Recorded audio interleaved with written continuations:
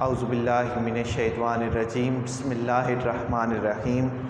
Dear students, السلام علیکم. Raja Imran Asghar Cambridge International Science College Talagang سے آن لائن کلاسز میں آپ کا خیر مقدم کرتا ہے. پیارے بچوں، جیسا کہ ہمارے جو گزشتہ لیکچرز تھے ان میں نظم حمد ہم نے پڑھی.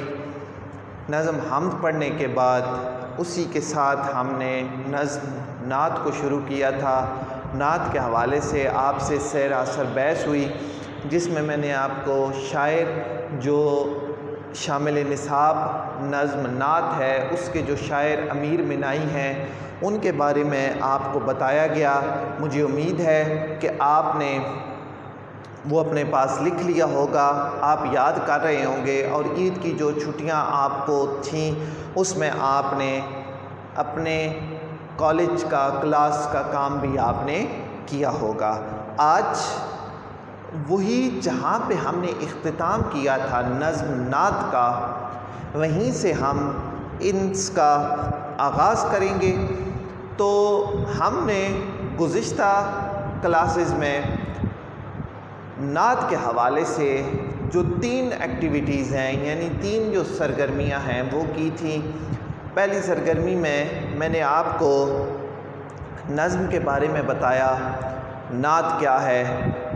اس کے بعد دوسرے میں نے آپ کو دوسرے سٹیپ میں دوسرے جو راؤنڈ تھا اس میں ہم نے شاعر کے حوالے سے گفتگو کی. امیر بنائی کے حوالے سے آپ کو جو چیدہ باتیں تھیں جو آپ کے پیپر میں آ سکتی ہیں وہ ساری باتیں میں نے آپ سے تفصیل سے ڈسکس کی. تیسرے لیکچر میں جو ہمارا اس نظم نعت کے حوالے سے تھا، ہم نے پہلے 2 اشعار کا احاطہ کیا. آج اسی نظم کے حوالے سے ہماری جو سرگرمی ہے وہ ہیں 2 اشعار، شعر نمبر 3 اور شعر نمبر 4. دیکھیے گا ذرا شعر نمبر 3 کو. جیوں تیرے در پر مروں تیرے در پر، جیوں تیرے در پر مروں تیرے در پر، یہی مجھ کو حسرت یہی آرزو ہے. شعر نمبر 4. جمے جس طرف آنکھ جلوہ ہے اس کا، جمے جس طرف آنکھ جلوہ ہے اس کا، جو یکسو ہو دل تو وہی 4 سو ہے. ان 2 اشعار کا مطالعہ آج ہم کریں گے. تو سب سے پہلے آپ نے یہ یاد رکھنی ہے بات، اور جو ہم نے نظم کے حوالے سے جو جتنے لیکچرز ہوئے ہیں ان میں نے آپ کو ایک بات بارہا دفعہ ریپیٹ کی ہے، دہرائی ہے، تاکہ آپ کے ذہن نشین ہو جائے کہ جب بھی آپ کے سامنے اشعار آ جائیں. سوال نمبر 2 جس میں آپ نے نظم یعنی حصہ نظم میں سے 3 اشعار آپ نے لکھنے ہوتے ہیں، تو سب سے پہلے شعر کو غور سے پڑھیں. شعر میں جو مشکل الفاظ ہیں ان کے معنی آپ کو آنے چاہیے، آپ سمجھیں. اس کے بعد طریقہ کار کے مطابق جو آپ کو بتایا گیا ہے کہ نظم کا عنوان، شاعر کا نام، حل لغت یعنی الفاظ معنی جو اس میں استعمال ہوئے ہیں شعر میں، ٹھیک ہے جی. اس کے بعد مفہوم لکھیں گے. مفہوم لکھنے کے بعد آپ اس کی تشریح کریں گے، اور تشریح میں یاد رکھیے گا کہ کم از کم 2 اشعار حوالے کے ضرور ہونے چاہیے. اور یہ چونکہ نظم نعت اور حمد میں آپ قرآنی آیات کے تراجم اگر اس کے حوالے سے ملتے ہیں تو وہ بھی آپ لکھیں گے.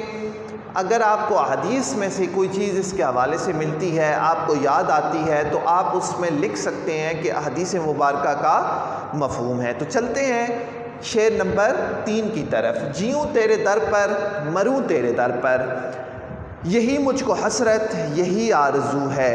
جیوں زندہ رہوں،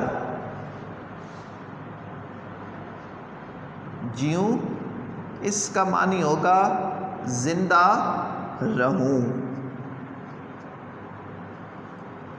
در کہتے ہیں دروازہ، چوکھٹ، یا آپ گھر کو بھی کہہ سکتے ہیں، ٹھیک ہے جی۔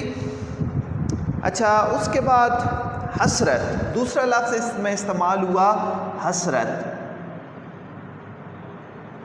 حسرت کہتے ہیں جی تمنا کو، آرزو کو، خواہش کو۔ تمنا،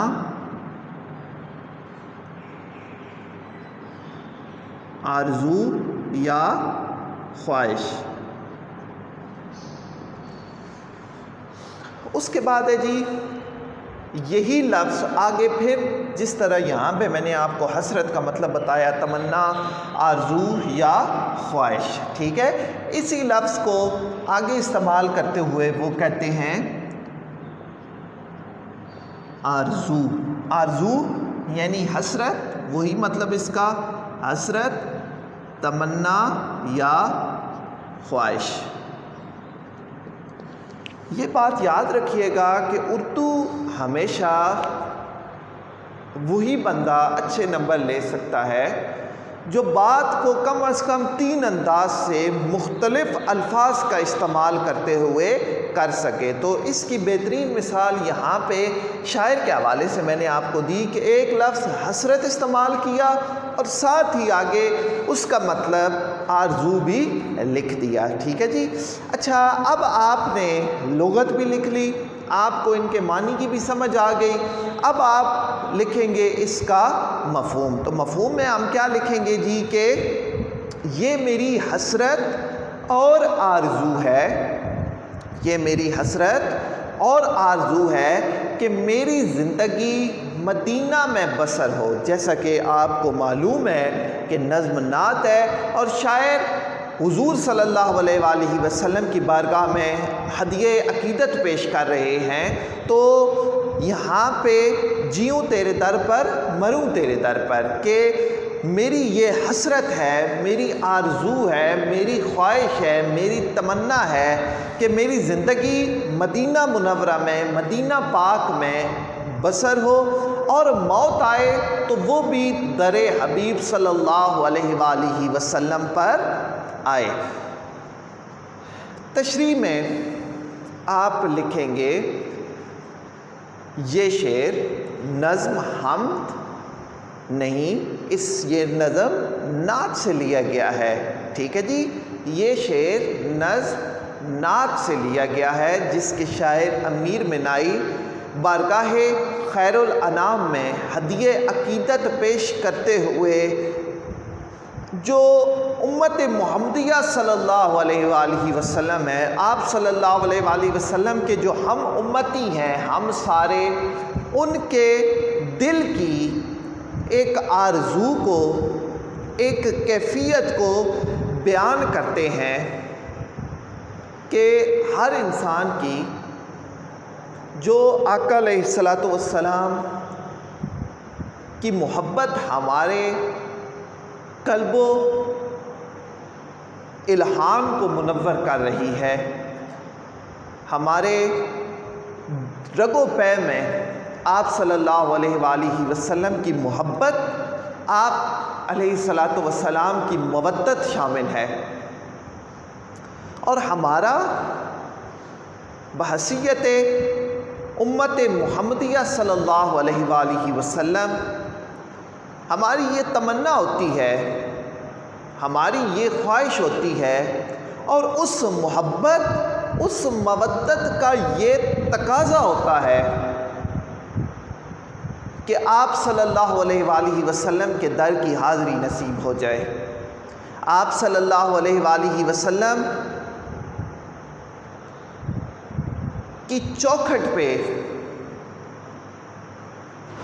جو شرف قبولیت ہے وہ ہو جائے، آپ صلی اللہ علیہ وآلہ وسلم کے در اقدس کو بوسہ دینے کی جو آرزو ہے، جو خواہش ہے، وہ ہر مسلمان کے دل میں ہوتی ہے۔ حدیث مبارکہ کا مفہوم ایک میرے ذہن میں آ رہا ہے کہ آپ صلی اللہ علیہ وآلہ وسلم نے فرمایا، انسان جس سے محبت کرتا ہے، انسان جس سے محبت کرتا ہے، اس کا تذکرہ اکثر و بیشتر کرتا رہتا ہے۔ تو آپ صلی اللہ علیہ وآلہ وسلم تو ہمیں سب سے زیادہ عزیز ہیں۔ اور صحابہ کرام یہی الفاظ ہوتے تھے، فدا کا امی و ابی یا رسول اللہ صلی اللہ علیہ وآلہ وسلم، میں نہیں، صرف میں نہیں، میرے ماں باپ آپ پر قربان یا رسول اللہ صلی اللہ علیہ وآلہ وسلم۔ پھر حدیث مبارکہ کا مفہوم کہ آپ صلی اللہ علیہ وآلہ وسلم کا ارشاد مبارکہ ہے، جس کا مفہوم کچھ اس طرح سے ہے کہ تم میں سے کوئی شخص اس وقت تک مومن نہیں ہو سکتا جب تک سب سے بڑھ کے مجھ سے محبت نہ کرے، اپنے اہل و عیال، مال و دولت، والدین، دنیاوی مسرتیں جو انسان کو حاصل ہوتی ہیں، ان سب کو پیچھے رکھے، پس پشت رکھے، لیکن جناب رسول مقبول صلی اللہ علیہ وآلہ وسلم کی محبت سب سے اہم رکھے، سب سے اولین درجے پہ رکھے، تو اس وقت اس حدیث کی روح سے انسان مومن ہوتا ہے۔ تو محبت کا تقاضا کیا ہے؟ محبت کیا ڈیمانڈ کرتی ہے؟ اگر ہم ایک عام انسان کے دل کی کیفیت کو جانیں، یہ شعر امیر مینائی نے عام انسان کی حالت کو دیکھتے ہوئے لکھا کہ مسلمان کے دل میں آپ صلی اللہ علیہ وآلہ وسلم کی محبت اس قدر کوٹ کوٹ کر بھری ہوئی ہے، اس قدر محبت زیادہ ہے کہ اس کی تمنا، اس کی آرزو، اس کی خواہش کیا ہے کہ آپ صلی اللہ علیہ وآلہ وسلم کہ اس مبارک در پاک مدینہ النبی صلی اللہ علیہ وآلہ وسلم میں حاضری کا شرف حاصل ہو جائے۔ آپ صلی اللہ علیہ وآلہ وسلم کے روضہ اطہر کو اپنی آنکھوں سے دیکھ لوں اور وہاں پہ نظریں جھکا کے آنسوؤں کا نذرانہ پیش کر کے اپنے سپریم لیڈر کی بارگاہ خیر الانام میں ہدیہ درود و سلام پیش کروں۔ اور شاعر کہتے ہیں کہ یہ صرف اس زندگی میں نہیں، بلکہ یہ جو میری تھوڑے سے وقت کے لیے نہ ہو، بلکہ جو میری پوری زندگی ہے، وہ آقا علیہ الصلوۃ والسلام کے در پر آپ صلی اللہ علیہ وآلہ وسلم کی چوکھٹ پہ گزر جائے۔ الہی دکھا دے بہار مدینہ، الہی دکھا دے بہار مدینہ کہ دل ہے بہت بے قرار مدینہ، الہی دکھا دے بہار مدینہ کہ دل ہے بہت بے قرار مدینہ۔ کہاں ایسے دن، کہاں ایسی راتیں، کہاں ایسے دن، کہاں ایسی راتیں، نرالے ہیں لیل و نہار مدینہ۔ صبح شام وہاں پہ نرالے ہیں، 70,000 صبح ہیں، 70,000 شام، میلہ لگا ہوا ہے محمد کے شہر میں۔ وہ ایسی بستی جس میں 70,000 ملائکہ صبح آقا علیہ الصلوۃ والسلام کی بارگاہ خیر الانام میں ہدیہ درود شریف، درود و سلام پیش کرتے ہیں۔ 70,000 صبح آتے ہیں، 70,000 شام کو آقا علیہ الصلوۃ والسلام کی بارگاہ میں ہدیہ درود و سلام پیش کرتے ہیں۔ تو یہ تو وہ بارگاہ ہے جہاں جبرائیل علیہ السلام بھی اجازت کے بغیر آتے نہیں۔ باب جبریل کے پہلو میں ذرا دھیرے سے، باب جبریل کے پہلو میں ذرا دھیرے سے فخر جبریل کو کہتے ہوئے پایا گیا،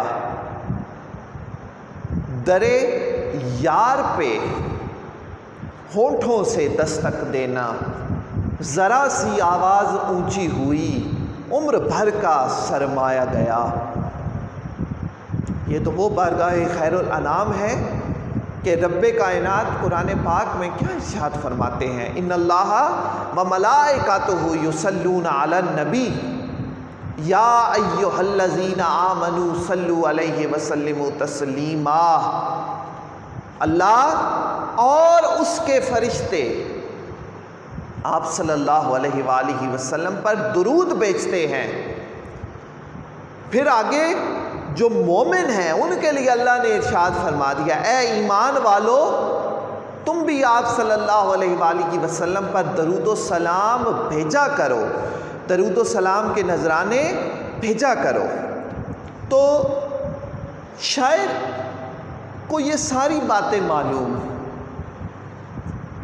جو امت کا درد ہے، جو امت کی ایک آرزو ہے کہ مدینہ پاک میں حاضری نصیب ہو، مدینہ پاک میں جائیں، آنکھوں سے روضہ اطہر کا طواف کریں، سنہری جالیوں کو اپنے ہونٹوں سے چومیں، اپنی آنکھوں سے، ان گناہگار آنکھوں سے دیکھیں، اور پھر ساری زندگی وہیں پہ بسر ہو، چاہے وہاں پہ ساری زندگی بیٹھے رہیں۔ اور پھر مرنا تو ہر انسان نے ہے، کل نفس ذائقۃ الموت۔ قرآن نے واضح کر دیا کہ جو ذی نفس اس دنیا میں نہ آیا ہے اس نے ضرور جانا ہے۔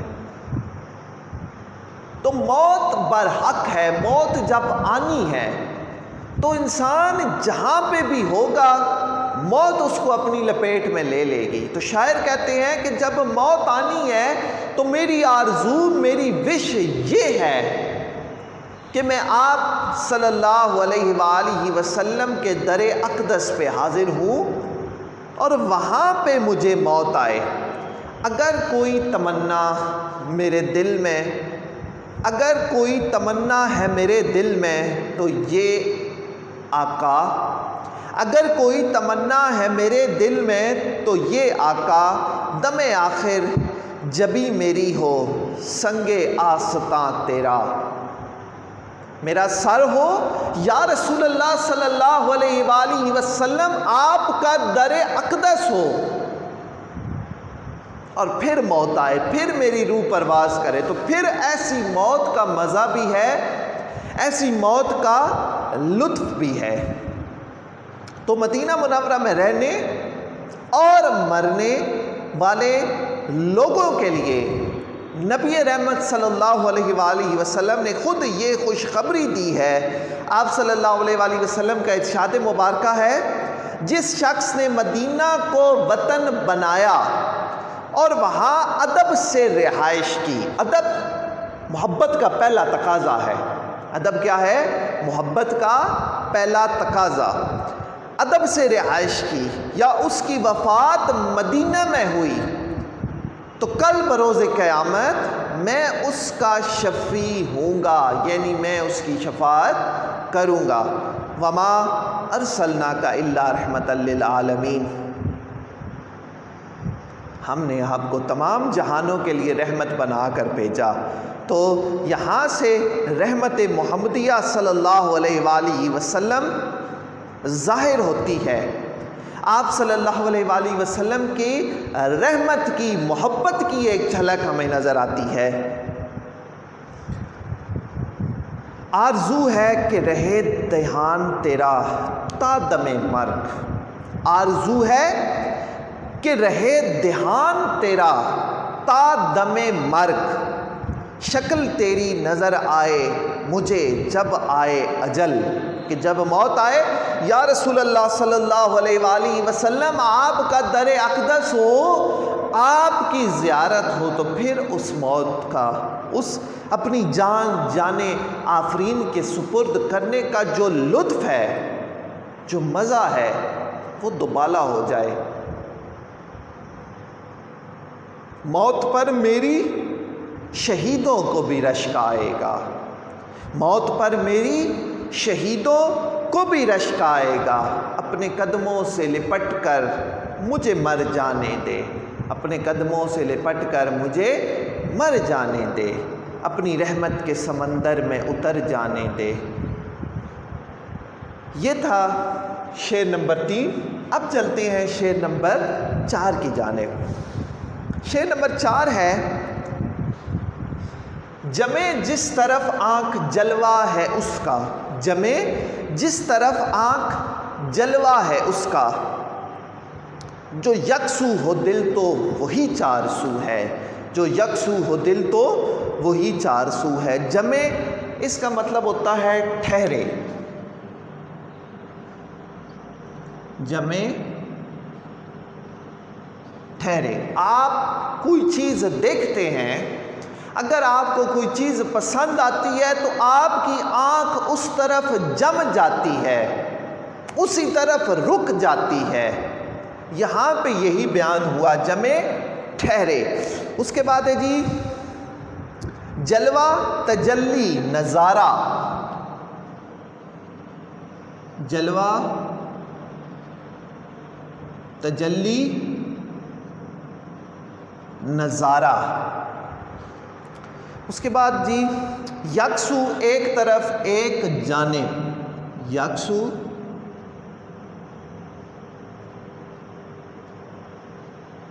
ایک طرف یا ایک جانب۔ اس کے بعد ہے جی چار سو چاروں طرف،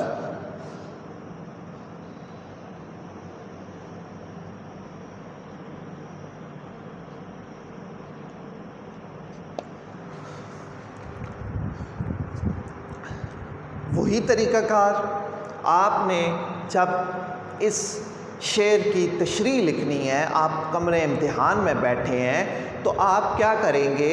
سب سے پہلے آپ نے نظم کا عنوان، شاعر کا نام، حل لغت، مفہوم اور پھر تشریح، ٹھیک ہے؟ سٹیپ بائی سٹیپ آپ نے یہ کام کرنے ہیں، ٹھیک ہے؟ لغت میں نے آپ کو بتا دی، نظم کا عنوان، شاعر کا نام آپ کو پہلے ہی معلوم ہے۔ تو مفہوم کی جانب چلتے ہیں کہ میری نگاہ یا آنکھ جس طرف متوجہ ہو تو آپ صلی اللہ علیہ وآلہ وسلم کا جلوہ نمایاں ہو۔ اگر دل کو نبی اکرم صلی اللہ علیہ وآلہ وسلم کی کامل محبت نصیب ہو جائے تو اس پورے جہان میں آپ صلی اللہ علیہ وآلہ وسلم کی ہستی کا تذکرہ پایا جاتا ہے، ٹھیک ہے جی؟ میری نگاہ جس طرف بھی آ کر ٹھہرتی ہے حضور صلی اللہ علیہ وآلہ وسلم کا جلوہ نظر آتا ہے۔ اس طرف جب دل کو اطمینان نصیب ہوتا ہے تو ہر طرف آقا کا چہرہ پر نور دکھائی دیتا ہے۔ دیکھیں، میں نے آپ سے شعر نمبر 3 پڑھتے ہوئے عرض کیا تھا کہ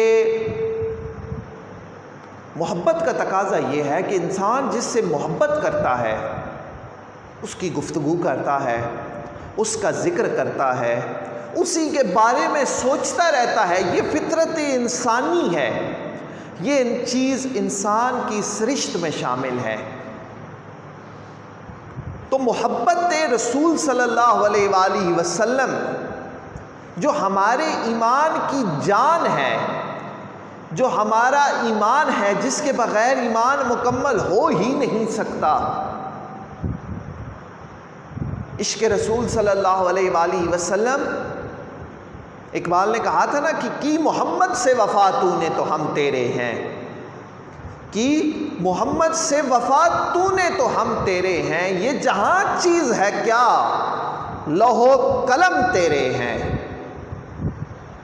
محبت رسول صلی اللہ علیہ وآلہ وسلم، عشق رسول صلی اللہ علیہ وآلہ وسلم ہمارے ایمان کا بنیادی جزو ہے۔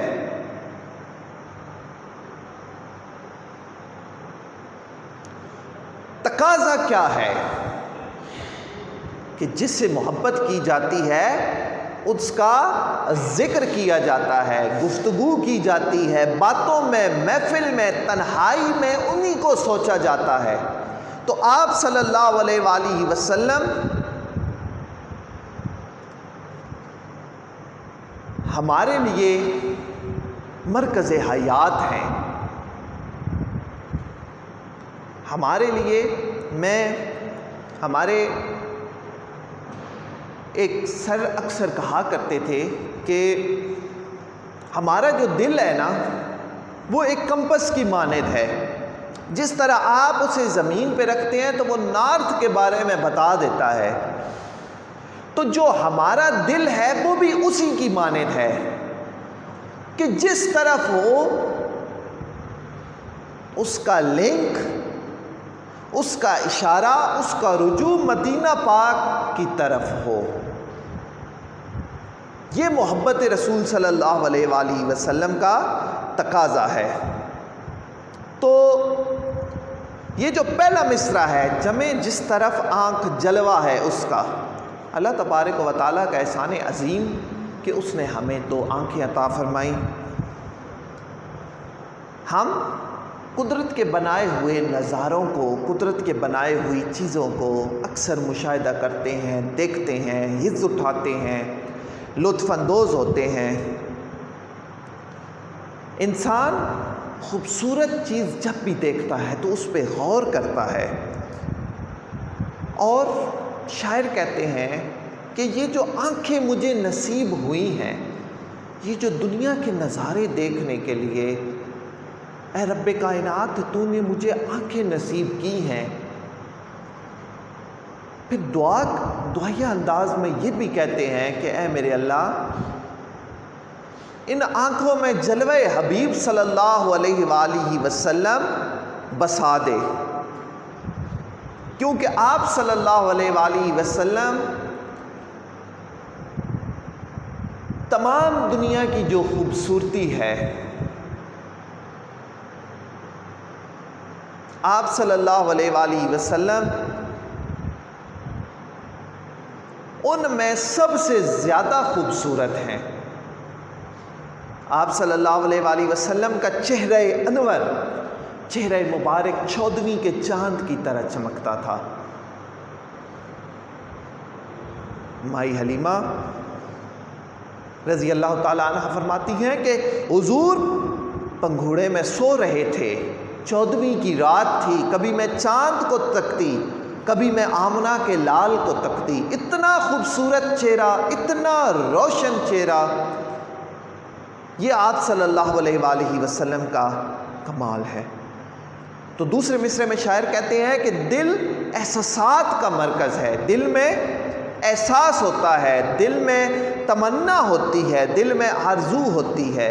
تمام کائنات کی محبتیں جب ایک صورت اختیار کر جاتی ہیں، جب یک جان ہو جاتی ہیں، تو محبت مصطفیٰ صلی اللہ علیہ وآلہ وسلم وجود میں آتی ہے۔